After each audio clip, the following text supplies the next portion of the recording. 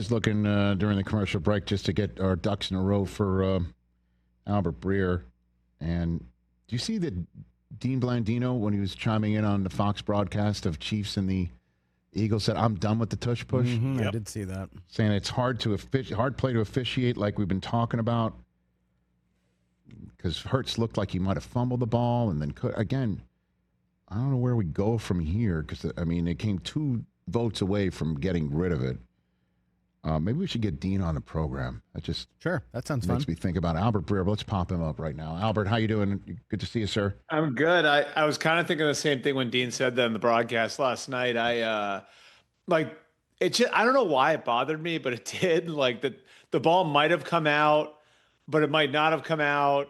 But the Chiefs guy came out of the bottom of the pile with it, and nobody really knew because of the structure of the play. You know what I mean? Like the play prevented us from getting to the truth of what happened with the actual ball, which, you know, I've been a huge advocate of, like, you do not prevent a play just because one team is really good at executing it. I do not agree with the idea of that, but there are all these little things that keep coming up. And that was one to me. I mean, it was like Dean was inside my head when he said that, you know what I mean? It's just, it bugged me that the Chiefs player came out of the pile with the ball, and just because nobody knew what happened inside that pile, because there's no angle of it, there's no way to see it. Right.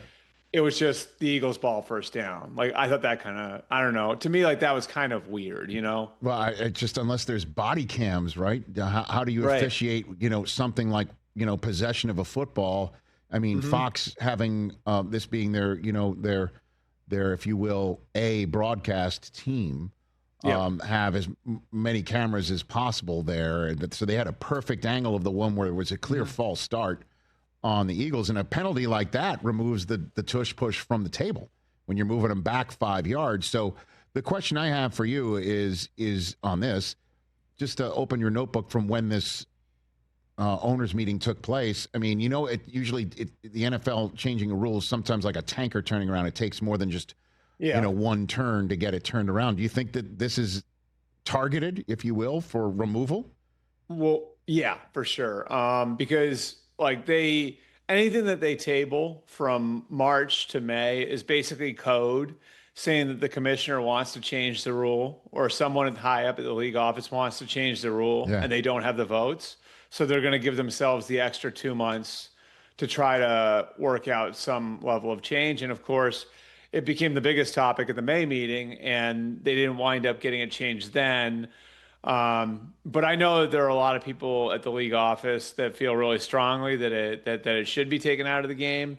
And, you know, I've sort of come around a little bit on that. I just, again, like, the thing that bugs me about it is it'd be one thing if it was a cheat code for everybody, but it's one team is really good at executing this one play, and they figured out how to do it at the highest level possible. That said, if like there's rule breaking on this, or it's hard to officiate in that way, I think that adds another element to it. So I would love to. I think it was Jeff Schwartz, one of the former offensive linemen on Twitter, said something yesterday along the lines of, like, there's false starts on every one of these, and I would actually like to go back and take a good look at that too. Like, is that happening on every one of these? And it's just such a bang play that it's impossible to officiate whether somebody's, you know, got a false start.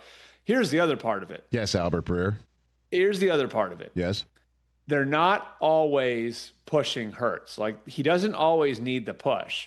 So I don't know that, like, the idea of going behind people and going behind the quarterback and pushing him would really materially change the Eagles' desire to do it. I think they would still do it without the people in back pushing. So do you have to go even further than just having the push-pull rule in there? I don't know. I mean, one thing that was interesting from inside the meeting in March was how, you know, Rich McKay had the president, or the chair of the competition committee and the president of the Falcons had explained how when the rule changed in 2004, to allow this, it was actually had nothing to do with what was happening at the line of scrimmage. This was about things happening down the field.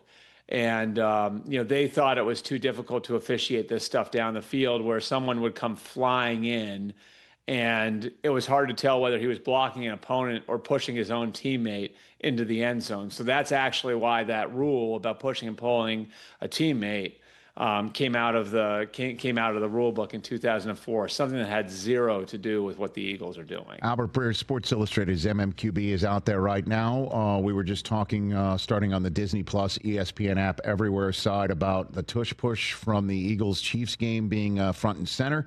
And now ESPN Radio, its audience has rejoined us. ESPN Radio presented by Progressive Insurance. Albert here. Let's put a pin in the Eagles and the Chiefs and pull that later on in our conversation. Let's start with Joe Burrow's foot and what's going on with it and how long you really think he's going to be out and what they might do about it. I give you the floor. I think 3 months minimum. And this is a bad injury. And it's one of those unfortunate, like it's like unfortunate how it's named because it doesn't sound that bad, but it is. It's like a high ankle sprain where it's this isn't somebody like stubbing their toe. Like this is torn ligaments, and he sought second opinions, and now he's gonna have surgery, and it's gonna take him out for 3 months. Now, a couple silver linings here. The Bengals are 2-0, so they have a little bit of a cushion. If you look at their schedule from now until, and I have it circled, December 14th against the Ravens is, I believe yesterday was the 14th, right? So that'd be 3 months to the day. Yep. So December the 14th against the Ravens could be a day they target for a return. And I just have seen enough of Jake Browning where could he help them tread water? Like, could they go? Because because they had that 2-0 cushion now, say they can go 6-5 over that stretch. Now they're 8-5, and if you look at their schedule down the stretch, that Ravens game's a big one, but then it softens up after that. So, I don't think the Bengals season is over, and I think if Joe Burrow is a fast healer with this, and he can get back by mid-December, there is a chance that they're very much in the thick of it. Now the question becomes, at what level do you go get reinforcements, right? Like if you're the Bengals. Because Jake Browning's proved that he can help you tread water. Do you call the Giants about Jameis Winston? Do you call the Falcons about Kirk Cousins? Like, how much are you willing to spend to go and give yourself the best chance, the most important position on the field while Joe Burrow is out? And I think that's an open question. I think they're discussing that today and what their plan is going to be. I would just say this, coming up in the league, covering the league in the Brady Manning era, I always think about how precious these opportunities are when you've got a quarterback like that, and how it's incumbent on the teams involved when they've got a quarterback like this to make the most out of the opportunities they have. And so I think that's got to be part of the equation here for the Bengals you've got a rare quarterback in Joe Burrow. And if there's a chance he comes back with a shot to make it into the playoffs, then you have to give yourself every opportunity you can to try and get your team there in mid-December, where you're still playing relevant games at the end of the season. I mean, it's silly to say, but it's 7 weeks until the trade deadline. So that's a nice month and a half to try and see, what Jake Browning can do. And we've already seen what Jake Browning can do, not just the last time that Burrow was hurt, but I mean, I understand 3 interceptions will get you a little scared against the Jacksonville defense. Yeah, but Browning still winged it around, man. He winged it around, dude. I mean, credit to him though, Rich. Like, I talked to him after the game, and credit to him for throwing that pick in the fourth quarter and then turning it around and driving the team 92 yards. And it wasn't like there was a big chunk play there. They just sort of, the old Hank Stram, matriculated the ball down the field, and they had a couple breaks there. There was the DPI on Travis Hunter that converted a fourth down. But I thought Jake Browning showed everything about why the Bengals really like having him around, and that he can step into a situation like that and he can ride bumps out. And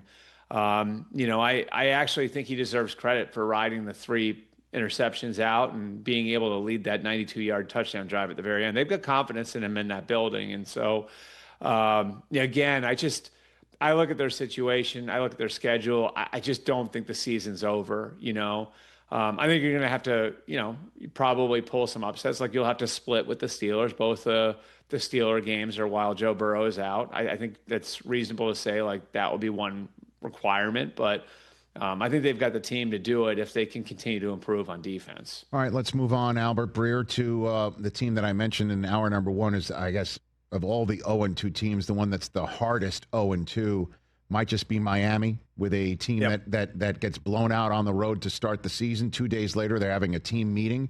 And 5 days after that, they lose at home by giving up touchdowns in almost all three phases to a Patriots team coming into a building that they've historically taken care of, even in the Brady era.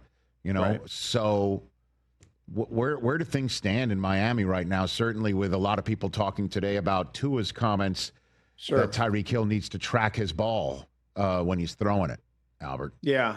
Well, let me take you inside the players only meeting last week. My understanding is that there was a message from the captains to the rest of the team about accountability. And it was about accountability to each other and accountability to yourself. And more or less, it was the NFL is going to judge you regardless of your circumstances, regardless of your coaching. The NFL is going to judge you in a vacuum, and it's on everybody to take personal responsibility. And it's more or less closing ranks and saying this isn't about anybody else but the players. And sometimes that happens at the end for coaches, So I think that message was received by the people in that by the players in that building. The tough thing I think for McDaniel, and I really like Mike as a coach, and I've known him a long time. I think the tough thing for him is this narrative has been there for the last 4 or 5 months. That some of the stars in that building ran wild over the last couple of years, and they spent some time this offseason in their roster building trying to clean all of that up, and that you would have this sort of issue after week one, and that sort of no-show in that week one game against the Colts. And now you're 0-2. I think only further fuels the narrative. The other thing that's just lingering out there is the fact that they're in the middle of, a sort of a soft rebuild. Teron Armstead retired. They traded Jalen Ramsey. They've moved now from the phase where they had 2 on the rookie contract into now he's on a big second contract. And so they're going to be gradually relying on more young players over the next couple of years. And when a franchise does that, the natural question for an owner to ask is, are these the people I want leading the rebuild? And so if things don't go well early this year, those questions will naturally come up. So I think all of that is in play. You've got a standalone game. You and I both know how that can affect things against maybe the best team in football on Thursday night in Buffalo. It's a lot, and that's a big spot, I think, coming up this Thursday night for Mike McDaniel. And another thing that's lingering here is the fact that his defensive coordinator, Anthony Weaver, is beloved inside that building and is seen by a lot of people as a future head coach. So if there comes a point where this really goes the wrong way, could Stephen Ross say, I want to take a look at Anthony Weaver as my head coach? I think you could eventually get there. I don't think it'll be after Thursday night, but I think they could eventually get there. Yeah, ask Brandon Staley how a blowout loss in division on Thursday Night Football went for him a couple of years ago. But we shouldn't be a factor, but it is, right? The owners have to hear that. It's the only game on, and so it becomes bigger than maybe it should be sometimes. Albert Breer here on the Rich Eisen Show. What message do you think Dan Campbell was sending yesterday, against the Bears? And where do things stand for both teams? What's so interesting about it, though, Rich, is how the whole we don't know crap in week one thing actually kind of came to life with that, because it's if you put all of those pieces together, okay, the Lions beat up on the Bears, and we thought the Bears were pretty good because they hung with the Vikings, but the Vikings lost. And then maybe the Lions offense looking the way it did in week one was just how good the Packers defense is, because we saw how good that Packers defense looked against the Commanders. So you're sort of putting some pieces together there. Look, I talked to Jahmyr Gibbs after the game, and I thought the most interesting thing he said was our problem in week one was communication. And if you think about it, an offense on game day has 3 main communicators: the quarterback, the center, and the coordinator.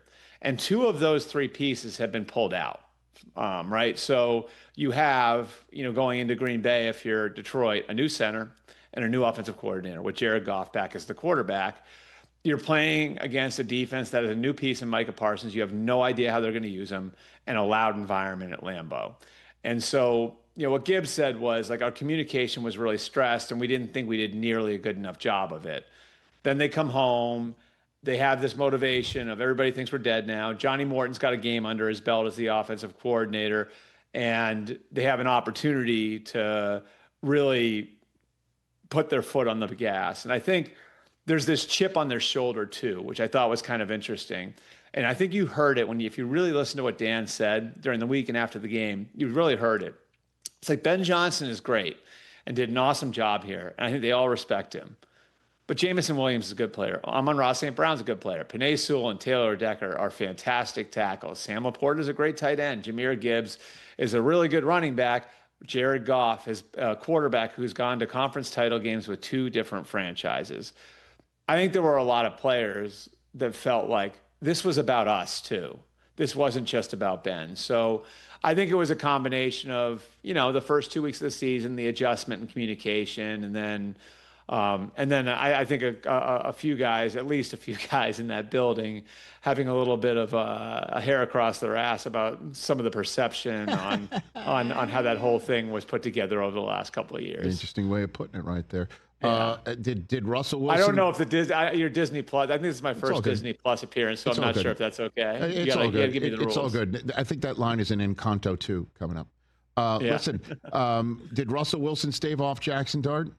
Do we do that or what? What do we got? Yeah, I mean, I think what people aren't paying enough attention to here is the left tackle. The left tackle situation has really undermined where they thought they would be on the offensive line right now. And, obviously the offensive line didn't play great against the Commanders in week 1, which I think screwed some things up offensively. Andrew Thomas is still not back. And they lost him after, I think it was about 6 weeks last year. They felt like their offensive line had made a lot of progress before then. So I, just having talked to people there, I'm not sure how willing they would be to go to Jackson Dart anyway until the offensive line situation is sorted out, until they have their left tackle back. But certainly, I mean, they've felt comfortable with where Jackson Dart is, and there's a quiet confidence to the idea that he could very well play pretty good, as a rookie if they put him in there. And I think they showed that confidence by making him the second quarterback. You don't do that unless you're comfortable putting a rookie in a game. And it looks like, in fairness, like Russell Wilson really responded to a lot of that noise yesterday. So best case scenario for the Giants is that Russell keeps playing well.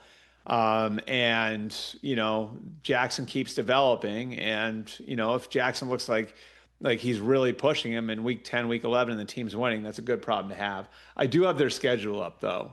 And I pulled this up when I heard you talking about it in the last segment, Rich. Yep. Kansas City, Chargers, at New Orleans, Philly, at Denver, at Philly, San Francisco. That's between now and November 2nd. Right, and at Chicago, and one assumes that an 8-game, run or 9-game run between Ben Johnson and Caleb Williams will eventually start looking like the Caleb Williams-Ben Johnson connection that everyone in Chicago is hoping for, and then there's Green Bay and Detroit, and then New England, which may not be the New England usual. Could be a lot better December 1st than they are now. Right. Yeah. So I don't know when you would do something like that. I understand. Albert Breer here on the Rich Eisen Show. Before we get to the Eagles and Chiefs, before I send you on with the rest of your day, Brock Purdy, is this a 1-week sit down for him? Mac Jones, I know, looked really good. The Niners are 2-0. There's 3 2-0 teams in the NFC West. Yeah. By the way, I was told 2 to 3. I was told 2 to 3 weeks. Okay. So my sense is like maybe it's one of those deals where he gets back out there on the practice field and does light work at the end of the week. But my sense is that they wanted to sit him out at least 2 weeks and maybe the third week. And this is the less serious version of turf toe than what Joe Burrow has. But I think it sounds like he's going to be okay. And I really like where the Niners are too. I mean, I think, to be 2-0, given the amount of injuries that they've already dealt with and, some of the things they're working through, they won't have Ayuk till week 9 or 10 at least. So they McCaffrey's been banged up, Kittle's out. And then you look at the amount of young guys they're playing on defense. The cool thing about the Niners right now, I think, Rich, is they could really develop depth over the course of the next 2 months And the impact that Robert Saleh is having with some of the young players on the defense, they really feel like that's going to take as the season goes on. So they've got a relatively manageable schedule if you look at it. And I think this is a team that believes, like I just said this about New England, I think this is a team that believes it's going to be a lot better come Thanksgiving, come Christmas than it is right now, because the amount of young guys they're playing and the amount of depth they're being forced to develop because of the injuries. So I think Brock Purdy is back probably, if I had to, and this is a rough estimate, I would say week 4 or week 5. And as they start to work some of these injured guys back in, I think the hope would be that they're going to have a deeper team. And Mac Jones is part of that equation too. You hit the nail on the head there. He played really, really well yesterday in New Orleans. Before I let you go, Albert, I would be remiss if I did not ask you your impressions of Eagles-Chiefs moving forward. The Chiefs 0-2 for the first time in Mahomes' time, and the Eagles 2-0 again, now moving on to take on the Rams next week. What a big Week 3 game that is. I give you the floor. Your takeaways from that big game is what? So my number one takeaway is, my goodness, the job that Howie Roseman and Nick Sirianni and Jeff Stoutland have done developing that offensive line and keeping it as one of the strongest units in the league at any position, right? And I say that because I think the Eagles' offensive line influenced the way the last 8 minutes of that game were played. And here's what I mean by that. They were able to churn out that first down, which was ended with a tush push, but they got the 9 yards to get in 3rd and 1 with a couple of Barkley carries there, right? That allows them to take another couple of minutes off the clock. Then they punt it away to the Chiefs. The Chiefs wind up driving the field and scoring, so that makes it 20-17. And here's the key. The Chiefs decided not to kick away, and I believe it's because of the Eagles' offensive line. I believe it's because the Eagles, they did not think that they would be able to stop the Eagles on 4 straight plays, because they thought the Eagles' offensive line would be able to lean on them and get into one of those 3rd and 2, 3rd and 1 situations where you're then able to push that thing over the line and end the game. And that concern wound up becoming justified when, after the failed onside kick, the Eagles did just that. So, to me, it's so impressive. They've lost a starter every year. They lost, last year, Jason Kelce. This year, they lose Mekhi Becton. But that was the thing that stuck out to me. Even on a day when the offense had less than 250 yards, that offensive line won that game for them at the end. So that'd be number one. The Eagles would be there at the end. We know that. And I'm not counting the Chiefs out yet at all. But my concern would be how much Patrick Mahomes is running right now. I know Mahomes doesn't want to run. Andy Reid doesn't want him to run.